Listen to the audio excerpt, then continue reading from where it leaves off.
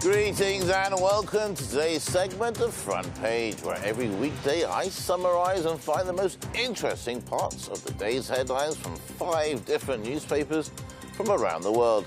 My quest is to weed out the facts as they're reported in each newspaper, and I'll do my very best to find the most interesting stories out there. I'm Murad Hamami, your host. Let's get started here at home in Turkey.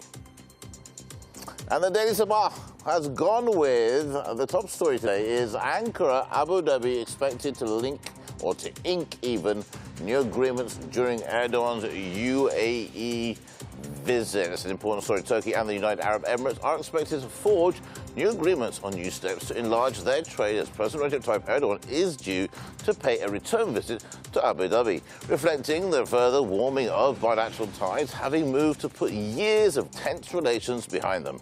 Turkey and the UAE have opened the doors to a new phase in bilateral relations marked by deeper economic cooperation after a years-long rift. A trip by Abu Dhabi's Crown Prince Sheikh Mohammed bin Zayed Al Nahyan to Ankara in late November marks a significant move towards overcoming disputes, while Erdogan's return visit on Monday and Tuesday is said to symbolize a turning point in the ties. The trip is said to add to nearly a dozen cooperation deals signed during the Crown Prince's visit, which was his first official trip to Turkey since 2012 and the highest level visit by an Emirati official since relations between the two countries hit a low. The agreements were made on technology, energy, trade and environment, and also included deals allowing direct investments and cooperations between the two countries, stock exchanges and central banks. The UAE has also marked a $10 billion fund to support mainly strategic investments in Turkey. The fund focused on strategic investments, including the energy sectors. Erdogan said the accords would herald a new era in ties. Take a look at this report. Turkish President Recep Tayyip Erdogan will embark on a 2-day official visit to the United Arab Emirates. According to Turkey's Communications Directorate, Erdogan's visit comes at the invitation of Abu Dhabi Crown Prince Sheikh Mohammed bin Zayed Al Nahyan. Bilateral relations between Turkey and the UAE and steps to deepen cooperation will be discussed during talks. Two sides will also exchange views on regional and international developments, with an understanding of establishing and maintaining peace and stability in the region. A set of agreements will be signed to improve bilateral ties during Erdogan's visit. The visit comes after Abu Dhabi Crown Prince Sheikh Mohammed bin Zayed Al Nahyan met President Recep Tayyip Erdogan in Ankara last year. Sheikh Mohammed bin Zayed's visit marked a new era of diplomatic relations between the two countries. The Turkish leader will also visit Expo 2020 Dubai on Tuesday, where Turkey's National Day will be celebrated. Right, from Turkey now on to the UK, and let's take a look today at The Guardian. What does that newspaper have to say? It says, damning race report reveals vast inequalities across health service. We know that just last week, on Friday, in fact, we spoke to Leon Emirali and we talked about the chief of police there had been dismissed because of racial discrimination. Now, racial action or radical actions is needed urgently to tackle overwhelming minority ethnic health inequalities in the NHS. Leading experts have said after a damning study from the vast and widespread inequity in every aspect of healthcare is reviewed was harming the health of millions of patients. Racism, racial discrimination barriers to accessing healthcare and woeful ethnicity data collection have negatively impacted the health of Black, Asians and minority ethnic people in England for years, according to this review. Now, this was commissioned by the NHS Race and Health Observatory, which reveals the true scale of health inequalities faced by ethnic minorities for the first time. The 166-page report seen by The Guardian is due to be published in full this week. Now, the COVID pandemic has taken disproportionate toll on ethnic minorities, prompting fresh questions about inequalities that permeate the practice of medicine. The observatory ordered the review last year to synthesize the evidence, translate it into actionable policy, and challenge leaders to act. That is an important thing now in the UK, and we are following it here. Now, okay, that's the end of the UK. Now, let's move on to my next newspaper. That is, I've chosen to you Pakistan Today. Interesting, this bit of news here. US war on terror bred more terrorists. Prime Minister Imran Khan tells CNN on Sunday. Now, this is an interesting story indeed. Prime Minister Imran Khan has said that the United States war on terror bred more terrorists, adding that Islamabad was virtually a fortress during this period. The Premier expressed the views during an exclusive interview with journalist Fareed Zakaria on CNN, which aired just on Sunday, when he was asked about his take on terrorism in the broader Middle East. Now, to get a more in-depth look at what this article is about, we are very lucky to be joined by one of my favorite journalists. He's based in Islamabad, Mr. Javed Rana. Javed, thanks for joining me here today on FrontPage. Now, this is a newspaper from Pakistan Today out in Lahore. Imran Khan spoke to CNN yesterday. He feels that there's more terrorism out there. What's your take on this article? Well, what the Prime Minister has said, everybody knows, at least in this part of the world, that the US invasion of Afghanistan is at the heart of the terrorism, not only in this part of the world, I mean in South Asia, Central Asia, but also in the Middle East, in the North Africa, and also I would say now the terrorism has landed in Europe and also back in the USA. So we have to see the bigger picture. And you may recall the General Clark, he was an American general. He said that after his retirement, after 9/11, he went to the Pentagon, and he was told that the actual plan of attacking is not only Afghanistan, it is Iraq, it is Iran, it is Libya, it is Syria. There was a long list of the countries that the Americans had planned for the attack. It was not meant for the terrorism. There was some other hidden geostrategic political objectives behind that, and those objectives have backfired, and many people blame that 9/11 was a false flag operation. It was just a kind of a justification to attack Afghanistan. So they have killed more than 200,000 in Afghanistan. In Pakistan, there were spillover facts. 70,000-80,000 people were killed, and then they went to Iraq on a very flimsy pretext that there was a mass destruction weapons which were not there, and they have killed, I would say, more than million people, both in direct and indirect effects, because you have to see also of what Americans did in Iraq, in the Middle East in the early 90s. And similarly, from there, they encouraged and they abetted this Arab Spring. And then there was Libya. I mean, in Libya, tens of thousands of people have died, and there's a complete chaos in Middle East now, and the credit goes to the Americans. And they are completely responsible. So they came to Afghanistan to get rid of 400 Al-Qaeda members.